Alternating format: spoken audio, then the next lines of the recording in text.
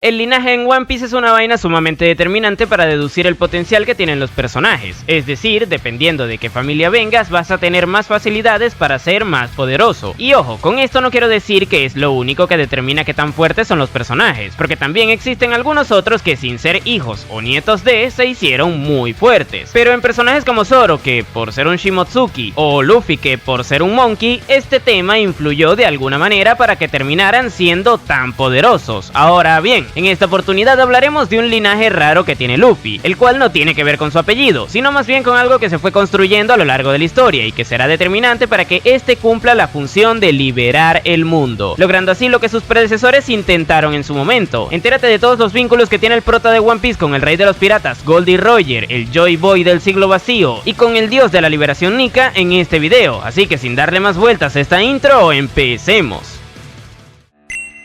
Bien, la primera vaina que se debe aclarar es que Luffy no solo es poderoso por ser el hijo de o nieto de. Sé que en la intro lo comenté, pero nunca falta el catedrático de la Universidad de Harvard que dice: pero Luffy es fuerte por su voluntad. Y sí, en parte tiene razón, pero no es un argumento para contradecir esto que dije, ya que el hecho de que Luffy sea tan extremadamente poderoso se debe al conjunto de lo que tú dijiste, José Miguel, lo que yo dije y de otro montón de cosas más. Esto ya es demasiado. Pero bueno, la primera semejanza que debemos trazar es la que tiene Luffy con Roger, los cuales, según Yamato, tienen el mismo sueño, ya que recordemos que esta loca se enteró de ambos, gracias a leer el diario de Oden y haber hablado con Ace antes de que ambos se comieran.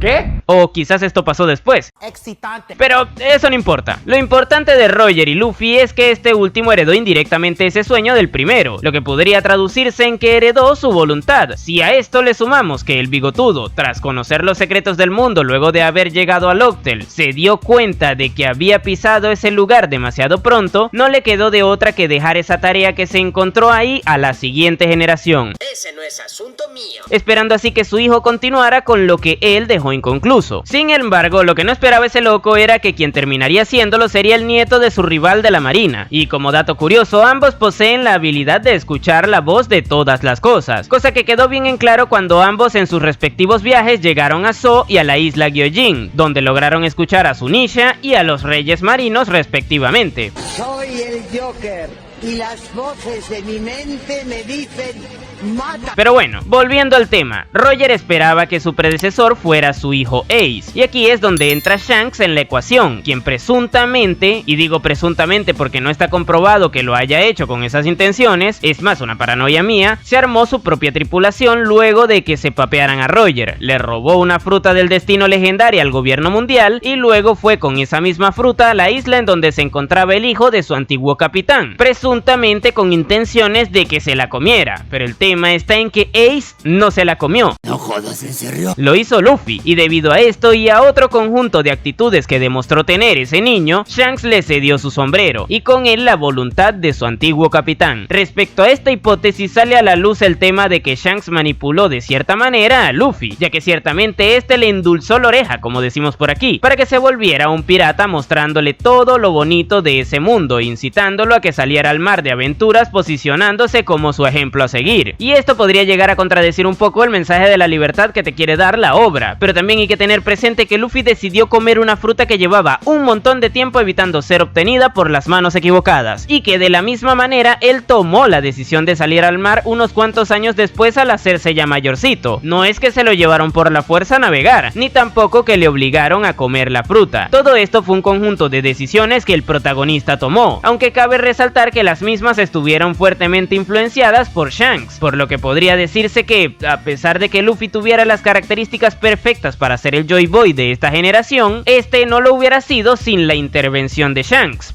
Increíble. Pero bueno, ya que hablamos del Joy Boy, hace rato dije que Roger llegó a Locktel y se enteró de los secretos del mundo. Pues bueno, quien les dejó un escrito donde estos se narraban fue ese fulano Joy Boy. De momento no conocemos su nombre, por lo que le llamaremos por ese título. Tal parece que ese tipo fue un semejante de Luffy durante el siglo vacío. Recordemos que este fue el periodo de tiempo que transcurrió entre 900 y 800 años atrás en esa historia, el cual de hecho fue descanonizado por el gobierno mundial, ya que sucedieron un montón de cosas ahí que esa gente no quiere que se sepan. Es un misterio muy misterioso. Pero bueno, se podría decir que el protagonista de ese periodo de tiempo es el Joy Boy, el cual parece ser que se lanzó al mar con intenciones de realizar varias acciones. Una de ellas, por ejemplo, fue la de utilizar el barco gigante de la isla Gyojin para trasladar a todos los habitantes del reino Ryugu hacia la superficie, cosa que no logró y por la que posteriormente le mandó sus disculpas a la Poseidón de aquel entonces. Y aquí un breve inciso, recordemos que Poseidón es un arma ancestral que aparece cada cierto tiempo en un linaje de sirenas y que permite a su portador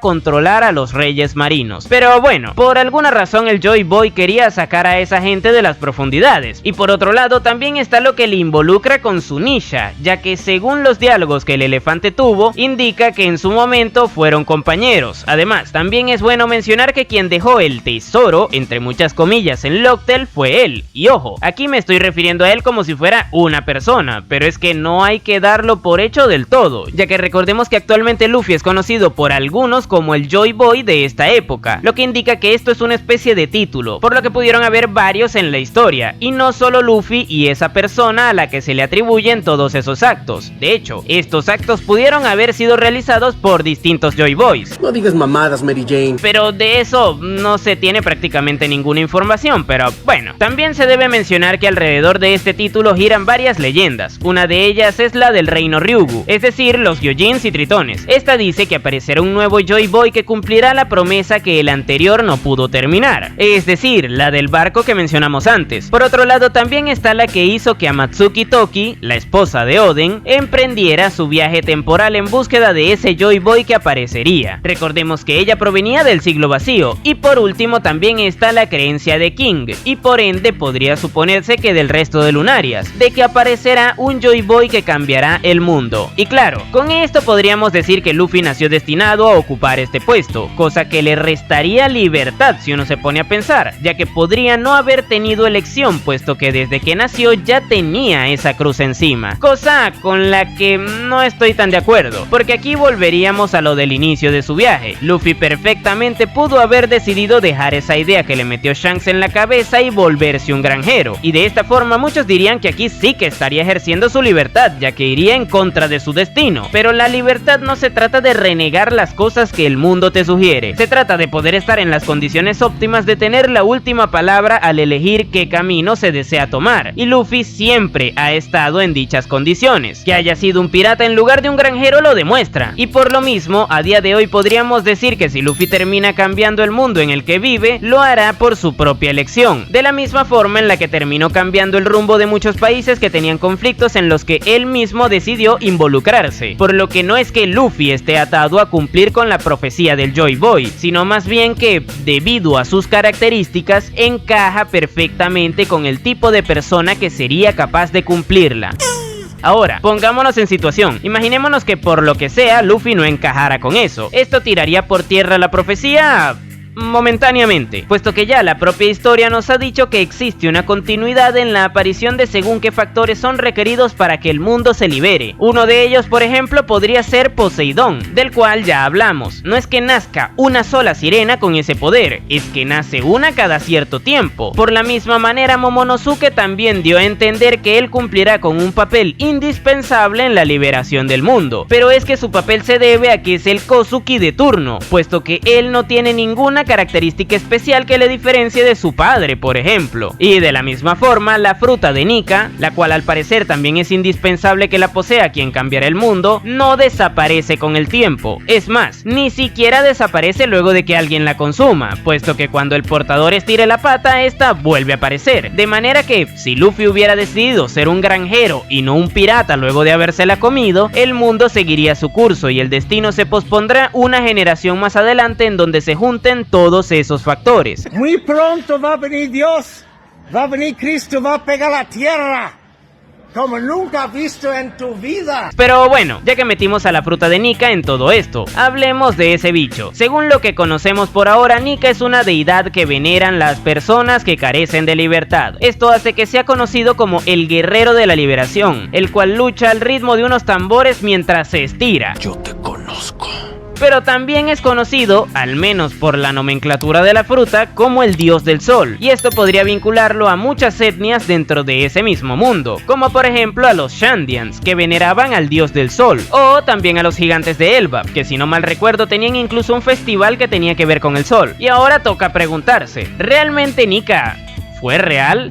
No sé. O sea, me refiero a que si realmente fue un personaje o si simplemente era una leyenda. Aquí, debido a la falta de información, existen muchas lecturas. Por ejemplo, hay mucha gente que da por hecho que será un dios omnipotente y omnipresente, pero a diferencia de esto, yo me baso mucho en lo que Skypiea nos estableció, es decir, que los dioses no son más que líderes en los que grupos de personas creen, tal cual como lo fueron en él y el viejo bigotudo que gobernaba Skypiea antes que él. Si tomamos esto como argumento, podría decirse que Nika fue en su momento un líder, el cual tenía el poder de la fruta que lleva su nombre, y que debido a sus acciones terminó siendo conocido como el Guerrero de la Liberación, cosa que le inmortalizó a través de las generaciones como una leyenda, haciendo así que sea conocido como un dios, pero no porque sea omnipotente u omnipresente, sino porque la gente le veía como uno, tal cual como los habitantes de Skypiea veían a Enel y al señor Bigotes, solo que debido a que el mundo en el que se encontraba estaba lleno de personas carentes de libertad,